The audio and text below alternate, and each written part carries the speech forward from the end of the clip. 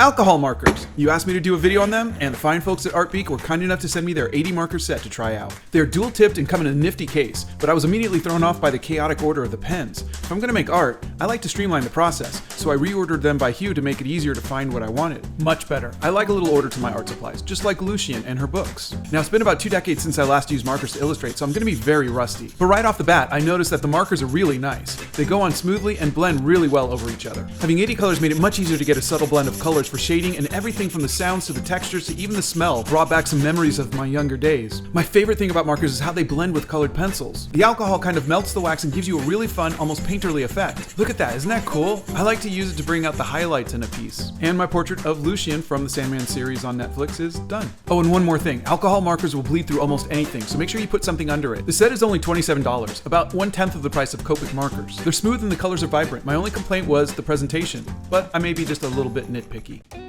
Today I'm drawing Gustavo Fring with ArtBeak's 120 brush tip alcohol marker set, but this is how they came. This is acceptable to you? It took me about 25 minutes, but I was able to resort them in a proper order. Excellent. Agreed. So when I work with markers, I tend to go from the lightest colors to the darkest, like I do with watercolors. And this is great for the big stuff, but you can't really use markers for the finer details. Really? Really, alcohol markers bleed, a lot, at least on most papers I use. See the color spreading? This becomes a much simpler matter. Yeah, just use fine liners for details, like my zebra brush pens. Remember, it's totally fine to mix your mediums. You don't have to only use markers. Markers work well with a lot of things. I am satisfied with the current arrangement. Seriously, colored pencils work great with markers. I've always used the two together. I don't know why, it just works. It was simple instinct. I gotta say, these ArtBeak brush markers are really fun to play around with, and a great bargain at $26 for a set of 80. I'm delighted to hear that. Oh, one more thing. Alcohol markers don't last long. They fade over time. Also, they bleed through your paper, so make sure there's nothing important underneath. Enjoy your meal. Yesterday during our live, I thought I'd break out the Ohuhu marker sketchbook again, and being Friday and all, I decided to draw O'Shea Jackson, otherwise known as Ice Cube. I don't know why I'm drawn, no pun intended, to markers recently, but they really are fun to play with, and I think it's fun to mix your mediums up every now and then. Normally with markers, I'd recommend working your lightest colors first, and then slowly build up your darker colors. But sometimes, I just want to get some fun, rich, warm colors into the skin, and then lighten them up later. This is where colored pencils come in. Did you know that alcohol markers will blend colored pencils? Damn! Right? How cool is that? Try it sometimes. The alcohol will kind of melt the wax in the colored pencils and it blends really well. Look at this. I can just lay some colors here and then blend it into a new color with markers. Colored pencils and markers are really fun to mix together, but you can also try Poscas and Artex markers too. Experiment, have fun, be bold. Not every piece of art is going to be something that you like. That's just human nature. But when you make art and it comes out better than you'd hoped, well, that's when you know. Today was a good day. The fine folks at Ohuhu sent me a bunch of their stuff. Markers, sketchbooks, mixed media sketchbooks, and this, a 320 set of brush markers. Oh, and am I the only one who thinks of this when I hear Ohuhu? Please tell me it's not just me. Today I'm going to try out their marker sketchbook. It's really nice, like too nice, like it should be in a library or something. I'll also be trying out their 24 set of skin tone and basic tone markers. But first, let's reorganize these. And while we're at it, let's reorganize these. So Ohuhu, from what I read, has a bit of a Hawaiian theme to them. So I thought I'd try drawing Israel Kamakavivole. The sets I was using weren't brush tipped, so it was a bit rough going. But the paper felt really good and the color seemed to blend well, even with colored pencils. I think I'll like the brush tips more, but I really like the sketchbook. It felt great, and the plastic totally protected the other page. Oh, they also included a swatch page, but the actual colors really didn't match up to the marker cap colors. Look at that. Just a suggestion, Ohuhu. It might be nice to just change the marker caps to fit the actual colors, right? Don't get me wrong, I think the markers in the sketchbook were top notch, but the colors not matching just feels a bit goofy. Today, the fine folks at Ohuhu sent me their new double-sided marker pad, and they asked me to try it out. Apparently, and this is what they're telling me, it doesn't bleed, so you can draw on both sides.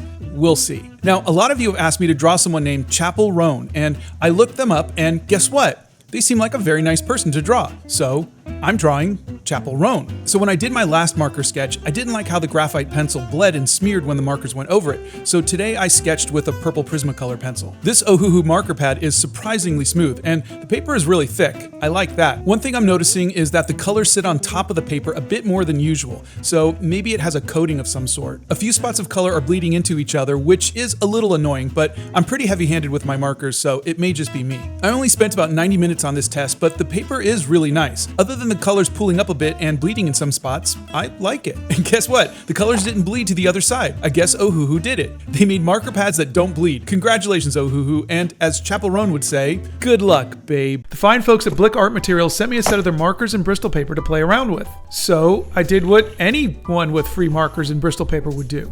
I drew Spider-Man, men, people, and Spider-Ham. But first, I had to reorganize the markers because, of course I did. Blick's markers come in a cool, thin, angular shape that fits nicely in your hand. And it comes in both the wide chisel tip and the brush tip. That's my favorite. They're a lot thinner and more streamlined than the Ohuhus, and I kind of like that. But let's talk about the Bristol paper. My favorite paper for colored pencils and markers is Bristol paper. It's thick, it's smooth, but not too smooth, and it's tough. You can really push down with your colored pencils and erase it and go over again, erase it over and over and over. If you're just starting out and you make a lot of mistakes, or if you're someone like me who changes their mind a lot, nothing holds up as well as Bristol paper, in my opinion. Blick's markers are great, but if you had to pick one thing to get, always go with good paper. It makes all the difference. Thanks, Blick, for making art and art supplies available for everyone. I love making art with markers, but they tend to bleed. A lot. I was told I'm using the wrong paper, so I went to Blick and I bought paper made specifically for markers. So let's try them out. But first, markers. The first marker sketchbook is by Copic. They're a well-known name in markers, so I have high hopes for this one. Let's see if it oh yeah, it bled. How about Strathmore? They're a great brand I've used for many years. I really like their Bristol board for colored pencils. I wonder how their marker paper holds up to, well, a little better. Be Creative is my favorite watercolor sketchbook. I didn't even know they made marker paper, but to be fair, I didn't even know there was such thing as marker paper. I think I'll give Be Creative a C. Bee and Fang. This paper is thin. The markers really sit on top of the paper. They're wet. I'm just imagining this juicy puddle underneath. But no, nothing. Color me shocked. Okay, Borden and Riley is the final sketchbook in our test. So far, so good. Let's see how not bad. The Bee and Fang and the Borden and Riley papers held up really well, but I think a real test will be layering colors on top of one another. What do you think? Should I try that next? Yesterday, I bought 5 brands of markers from Blick, and I tried them out. Some of them bled through, and some didn't. But I realized my test was just a single stroke of color. And no one makes art with a single stroke of color, do they? So I thought I'd add a couple of layers on top to make it a more realistic test. Now I'm just gonna layer with 2 colors, pale cherry pink and marigold. First up is the Copic sketchbook. It already failed a single layer test, so I wouldn't be surprised if, yeah, it got worse. The Strathmore paper only bled a tiny amount yesterday, and it felt a little bit more absorbent than the others. With some layering, it only bled a little bit, which isn't bad. Be Creative didn't do great yesterday, so I don't have high hopes for it today. And yeah, sorry Be Creative, I'm still giving you a C. Now, Bee and Fang did perfectly yesterday, no bleeding at all, which is weird because the paper is so thin. I did a lot of layering to test its, wow, that's pretty amazing. Borden and Riley also got a perfect score yesterday, which is good because it was kind of expensive. Let's see if it does as well as the Bee and Fang. Ooh, that's a fail. This was definitely eye-opening and a lot of fun. I think the clear winner was Bee and Fang today. So how about I try a full illustration on it and I'll show you the results tomorrow. For the last 2 days, I've tried out 5 different popular brands of marker paper, and surprisingly, the markers all bled through to the next page on every single sketch pad, except one. Bee and Fang, which absolutely boggles my mind because it's like tracing paper thin. I don't know how it's made it this far without bleeding when all the other much thicker paper failed so miserably. So for the final test, I'm going to try a little 30-minute sketch with tons of layering. I've had hundreds of requests to draw messy, which confused me because I am pretty messy with my art, but then I realized it was the football player, so here we go. When I use markers, I like to build them up from the lightest colors to the darkest, like my watercolors. This lets me slowly build up my values, and I think the layering of the colors gives you a unique feel to the skin tones. Remember, skin isn't one color. It's semi-opaque, kind of like this paper. There's veins and muscles and capillaries and stuff underneath it. Skin has greens, blues, purples, and reds and all sorts of colors in it. And I'm done. I used over 45 colors and layer upon layer and somehow no bleeding. Look how transparent this paper is. You can see the image clearly from behind. In this test, I think we can call Bee and Fang the champ. So the Bee and Fang marker paper easily won the no bleed test. But a lot of you remarked that blending was more important to you than your paper being bleed proof. So let's see how these papers blend. The Bee and Fang paper doesn't really blend well, and I noticed that when I illustrated Messy yesterday. It's great paper, but once the color is down, it's there for good. The Copic paper did a little better with the blending. The Strathmore a little worse than the Copic. The Be Creative was a little better, about as good as the Copic.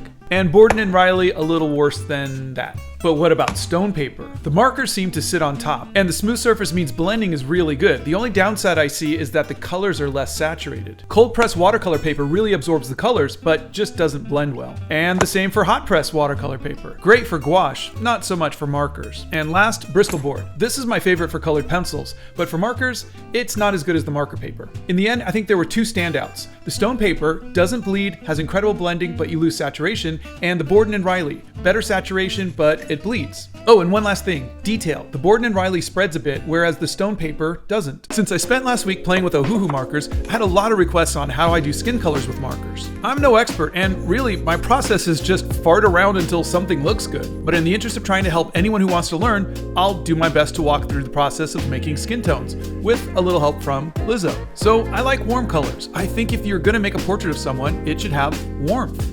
So I always start off with yellows and oranges, then I build up with pinks and then reds. Very similarly to how I do watercolors, I tend to work light colors to dark colors. So I build my colors on top of one another, and I think that gives it some depth. You can see colors underneath playing together in a nice way. I also love to use powerful colors, like Van Gogh and the post-impressionists would use. Be bold, experiment, have fun. And don't forget, you can always go over markers with colored pencils for those little pops of highlights. I'll use acrylic markers, Posca pens, and anything that will help towards the end. Remember, skin tones don't have to be boring. They can have warmth and power, and they can glow. So have fun with your colors, layer them, and be bold, like Lizzo.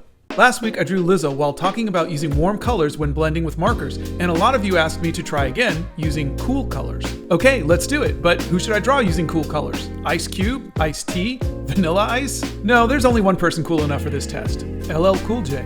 Okay, let's grab some cool colors and see what kind of trouble we can get into. I really think you like to push me out of my comfort zone, and this really made me uncomfortable, really. But that's not a bad thing. Art is supposed to be experimental, and I guess sometimes uncomfortable. So thanks for suggesting this. Right now though, the only thing running through my mind is, as an artist, I'm bad! But that's normal, I think. We all have self-doubt, especially when trying something new. Just remember, it's only paper. This isn't life and death. The stakes are not that high. If you don't like it, you can always throw it away and try again. As for working in mostly cool colors, it's not my thing. But I did the best I could, and it was a fun experiment. So, Lizzo in warm colors, and LL Cool J in cool colors. Honestly, will I ever use mostly cool colors for skin tones again?